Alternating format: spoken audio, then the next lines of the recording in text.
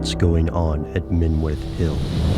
You can turn back now, or learn the stuff they don't want you to know.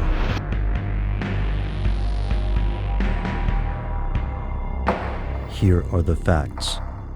There's an odd set of buildings located just outside of Harrogate in England's North Yorkshire county. The compound's most distinguishing feature is a series of white spheres called radomes dotting the countryside. These radomes cover antennae capable of monitoring transmissions from space and around the globe. This is the Royal Air Force's Menwith Hill facility. It was built in 1954 with the purpose of providing intelligence support to the United Kingdom and its allies. The base isn't hard to find, and its mission at first glance doesn't sound out of the ordinary. Intelligence support is a media-friendly way of describing information interception and analysis. Every nation spies to the best of its ability, but what makes RAF Menwith Hill different? Who runs this place, and who are they spying on? Here's where it gets crazy.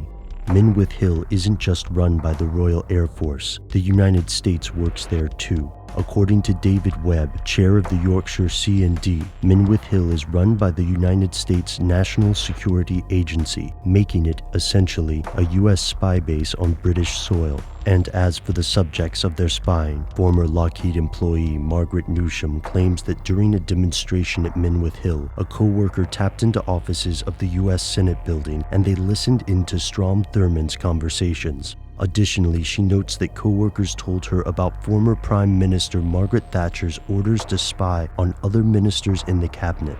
In 1988, journalist Duncan Campbell revealed the existence of Echelon, a global spying network capable of parsing vast amounts of electronic communication. Newsham claims that by 1979, Menwith Hill employees could already track a specific person and zoom in on his or her phone conversation as it occurred. In the decades since, Menwith Hill has evolved. In 2012, the facility underwent massive expansion as new radomes were installed. No one knows how much the RAF and NSA spend on Menwith Hill, but the NSA did spend $68 million on a generator plant alone. And, according to Steve Schofield, the role of Menwith Hill has expanded as well to include industrial espionage and drone warfare. Today, the Federation of American Scientists claims that computers at Menwith Hill can perform 2 million intercepts per hour. And this is, in all likelihood, the tip of the proverbial iceberg.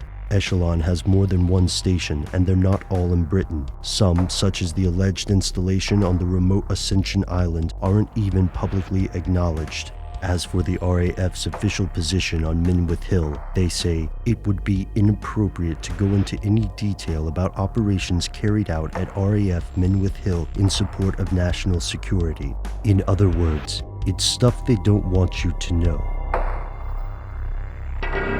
Stay tuned for our next episode when we travel to Ethiopia and explore the alleged resting place of the Ark of the Covenant.